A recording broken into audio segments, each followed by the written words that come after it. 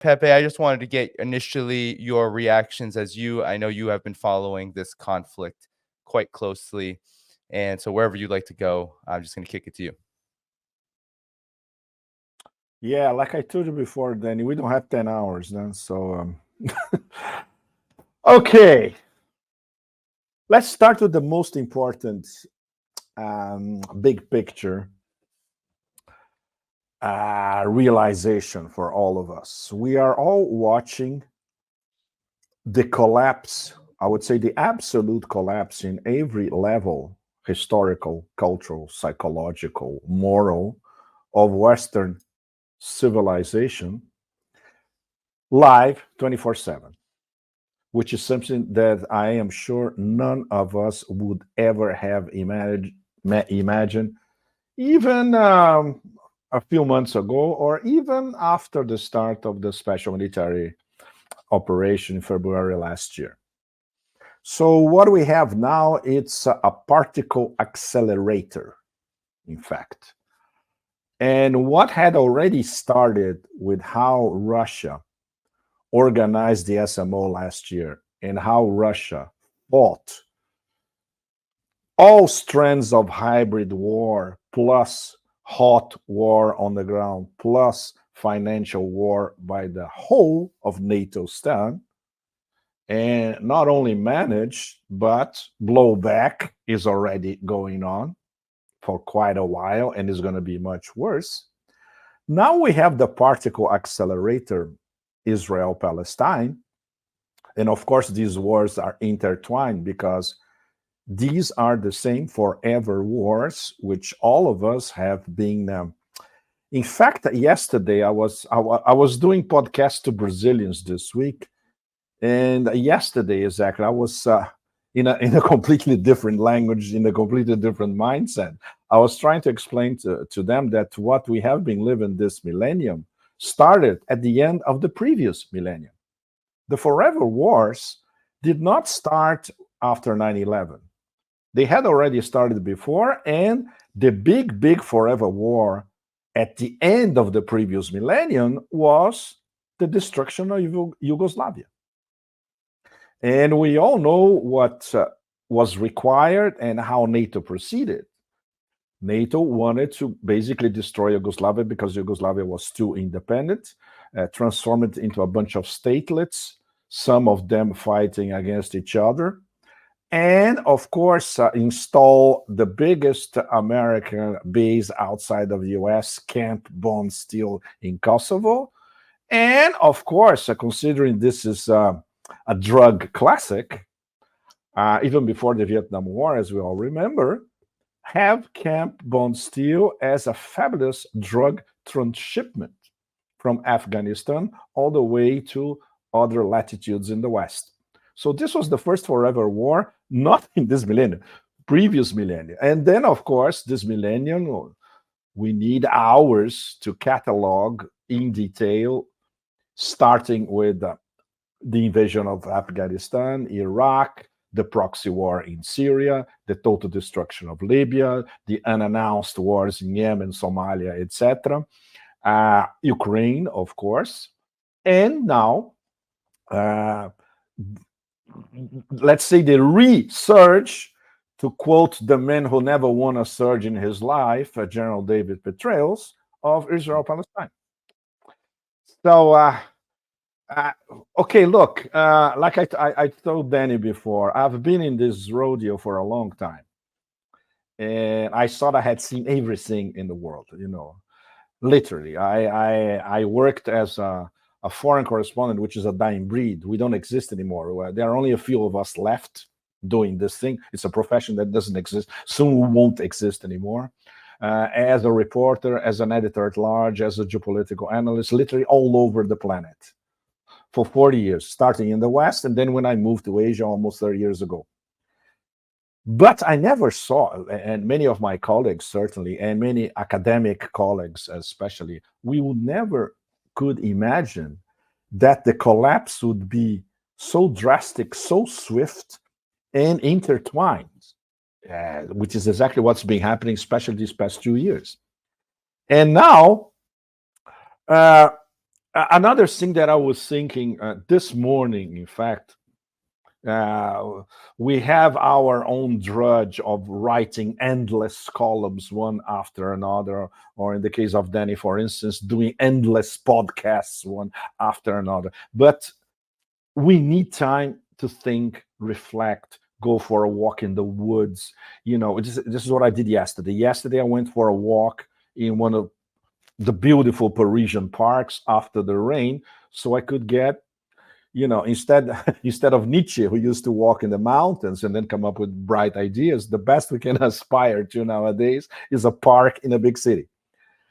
And one of the things that struck me during my walk was that, okay, even if we are watching the collapse of Western civilization as we knew it in front of us, this does not mean two things. And these two things intertwine are very, very important.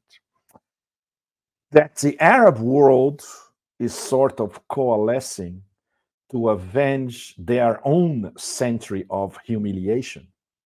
They just had a century of humiliation that started after the end of the World War One.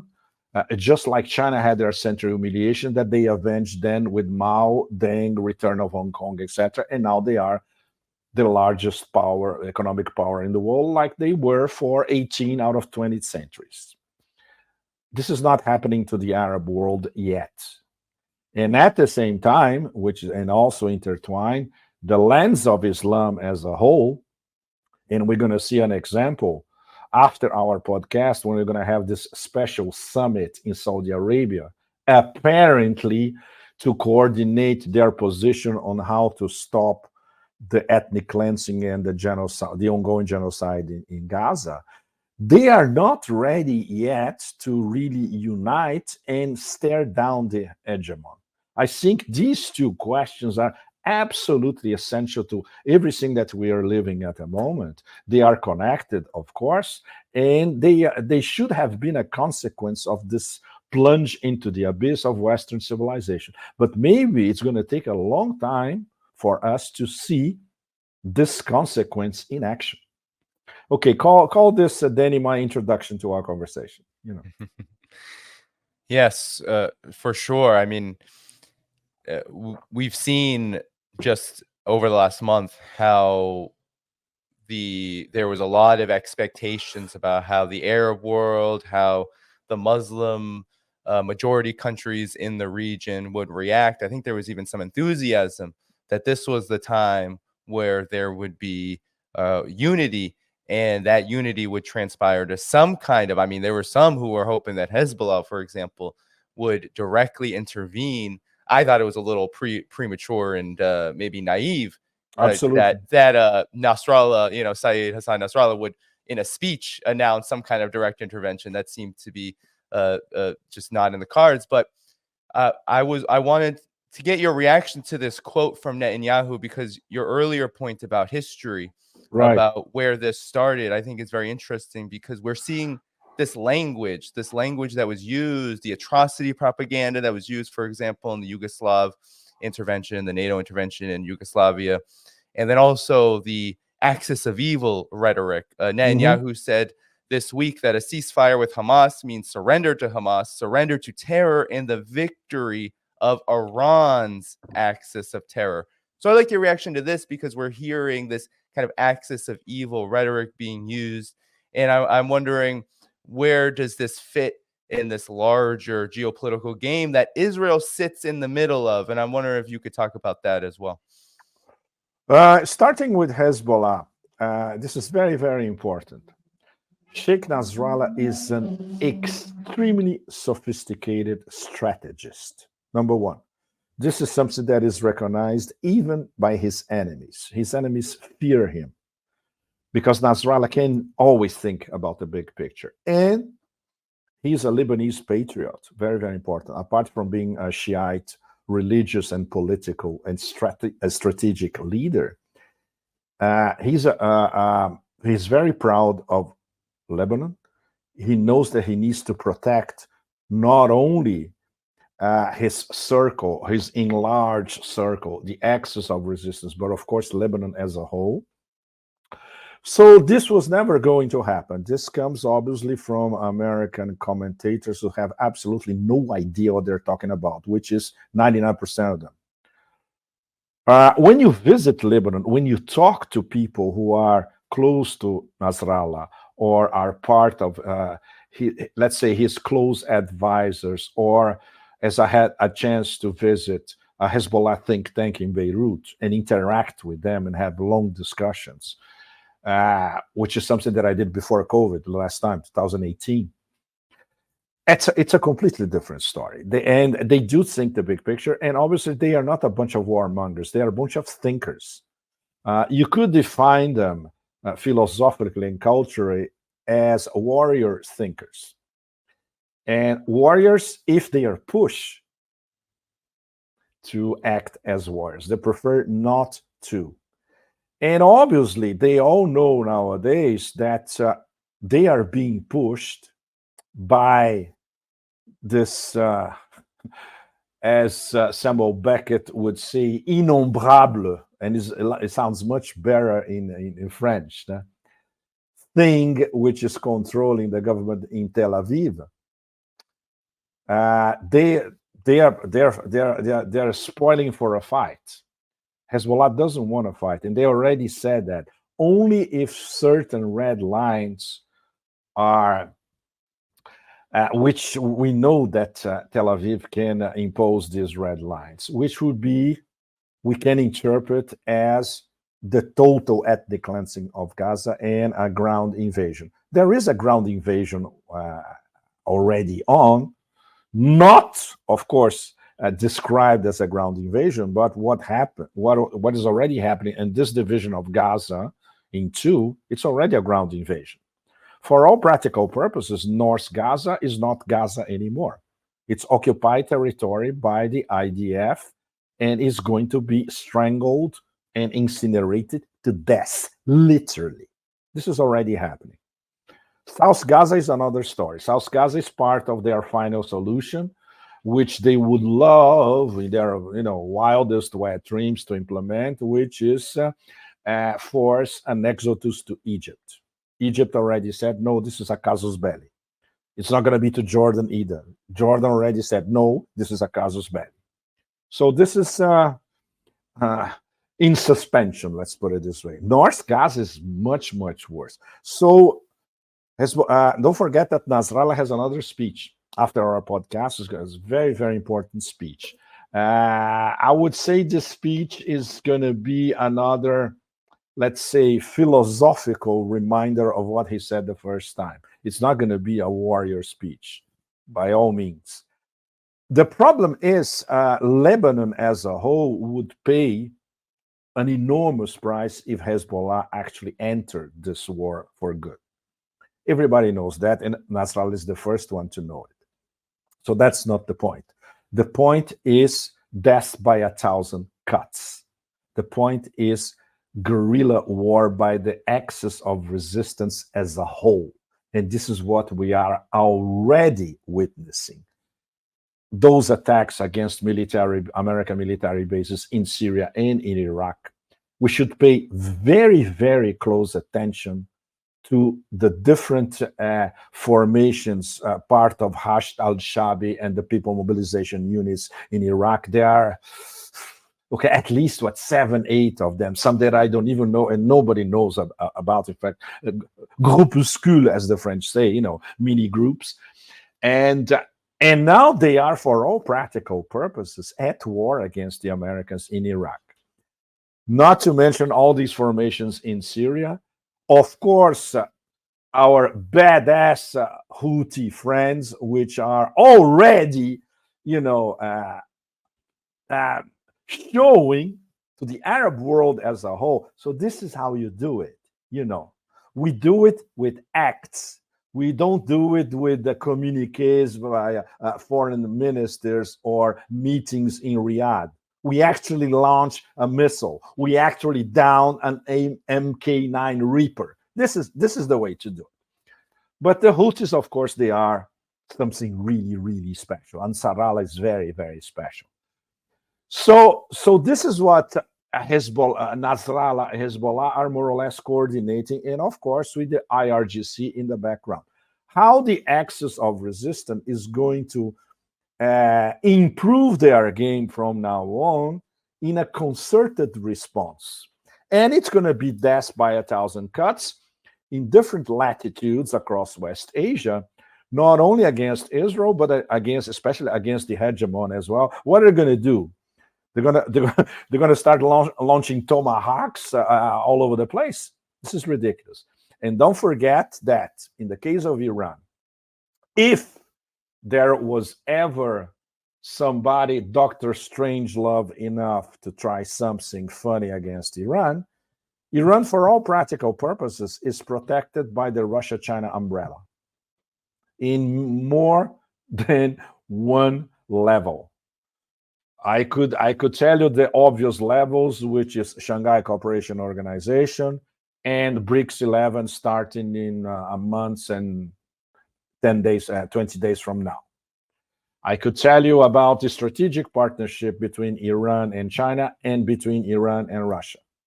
And I can tell you about what Iran and Russia and China discuss at the highest level in their meetings, at the level of ministers of defense, foreign ministers, and at the level of Putin, Xi, and Raisi.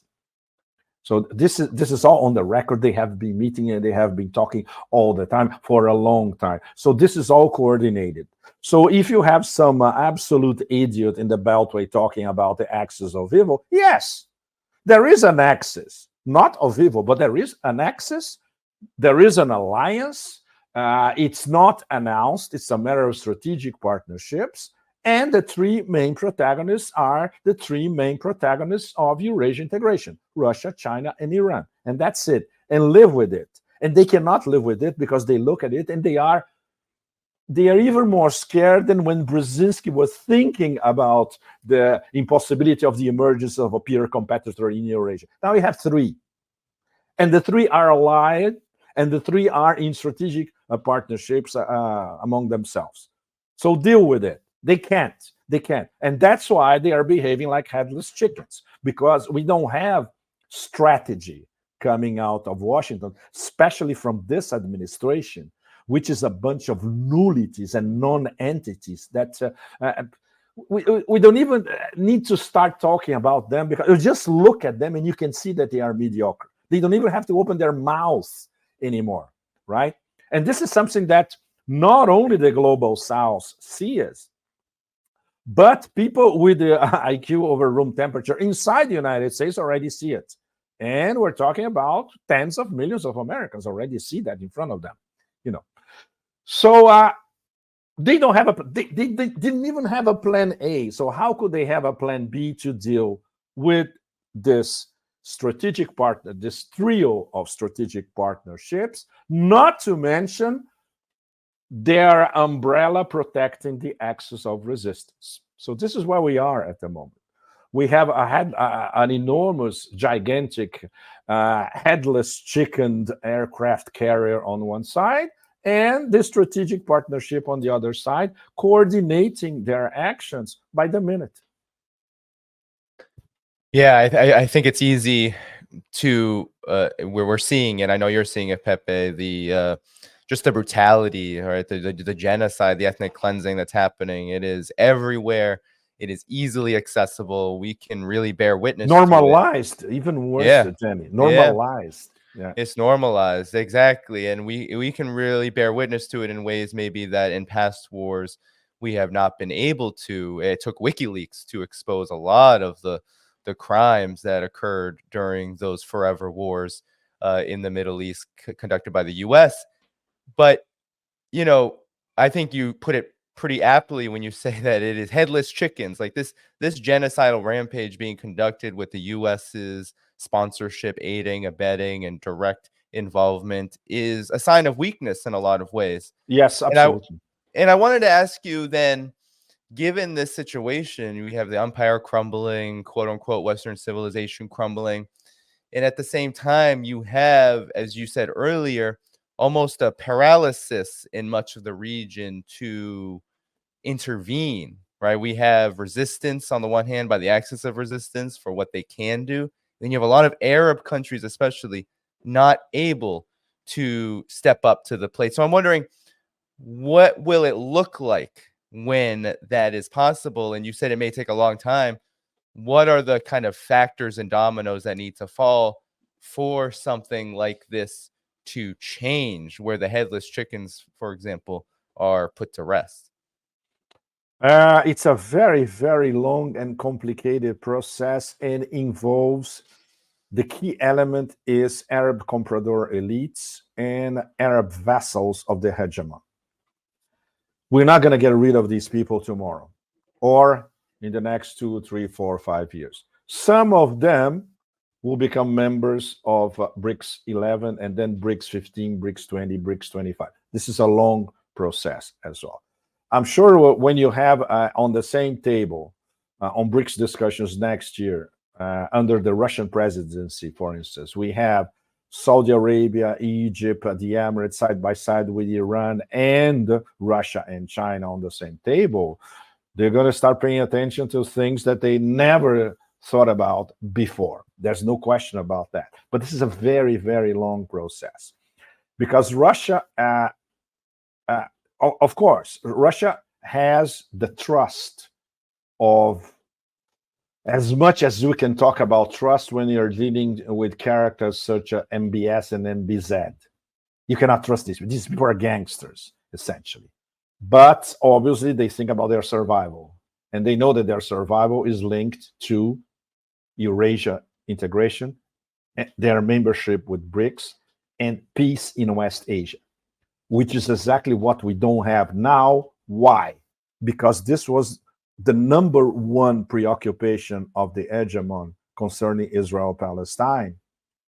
Great. We're going to have another forever war that we know very well. We have been involved in it from the beginning.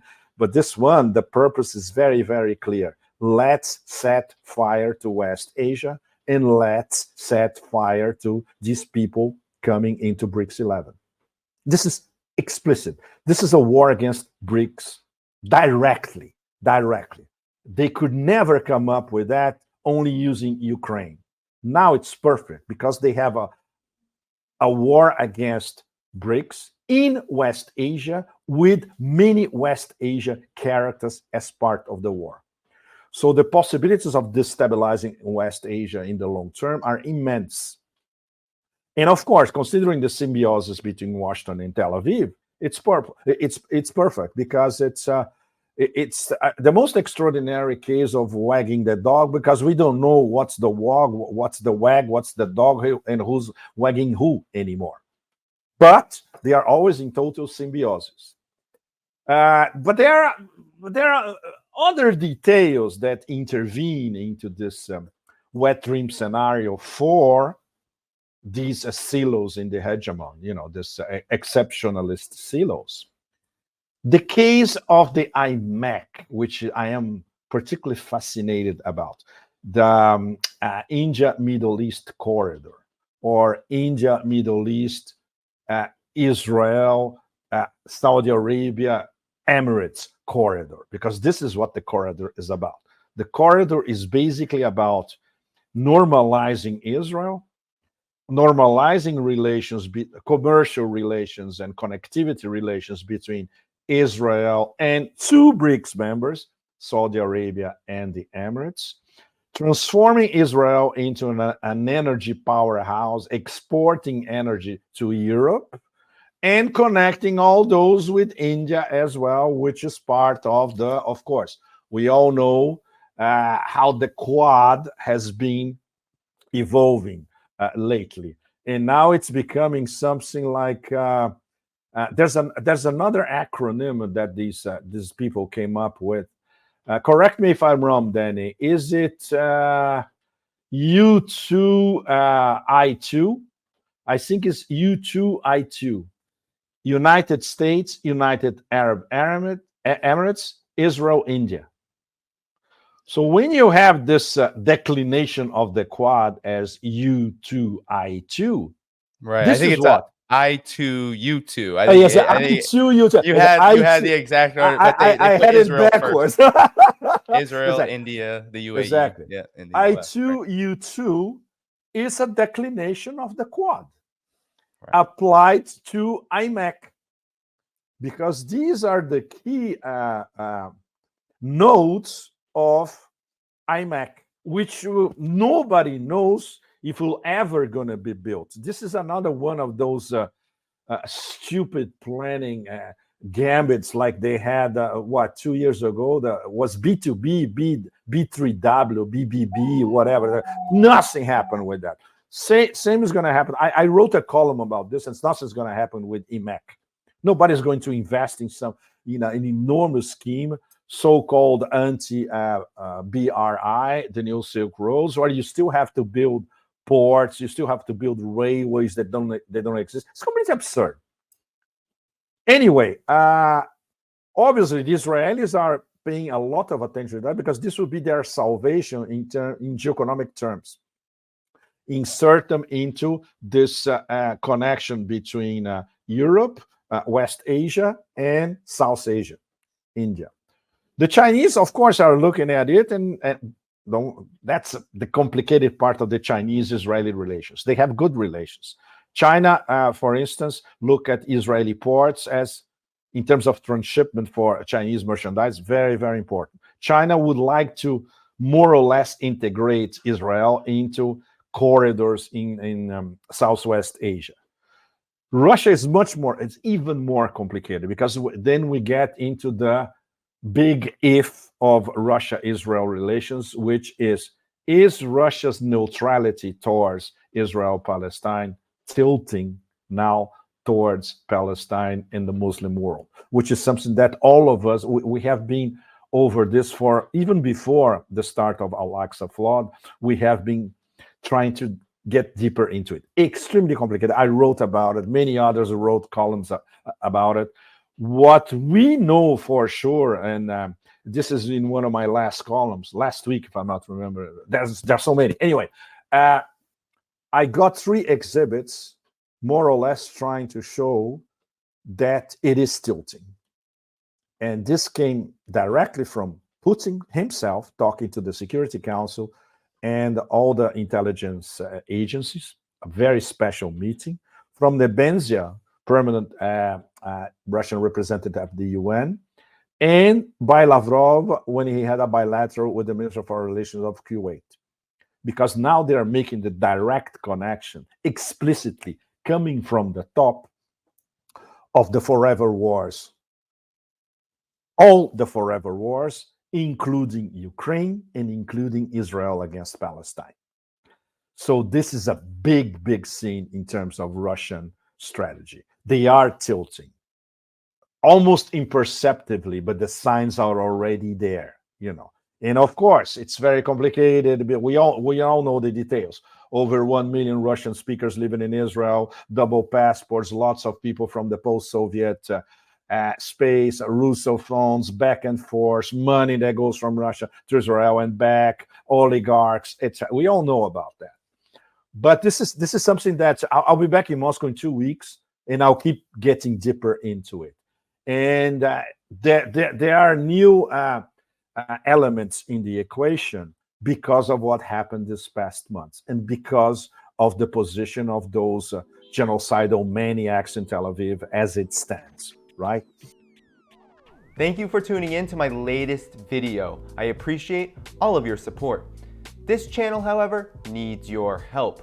I am seeking to make this channel more sustainable in the long term and upgrade necessary equipment to ensure that this work continues onward and makes progress to give you all of the geopolitical analysis that you all deserve. For that reason, I'm asking you to become a member of my Patreon community at patreon.com/DannyDhaiphong. You can find that link in the video description or in the pinned comment below. For whatever amount you choose to give, just know you are supporting independent media that you can't find anywhere else. Thank you so much, and I look forward to the next video.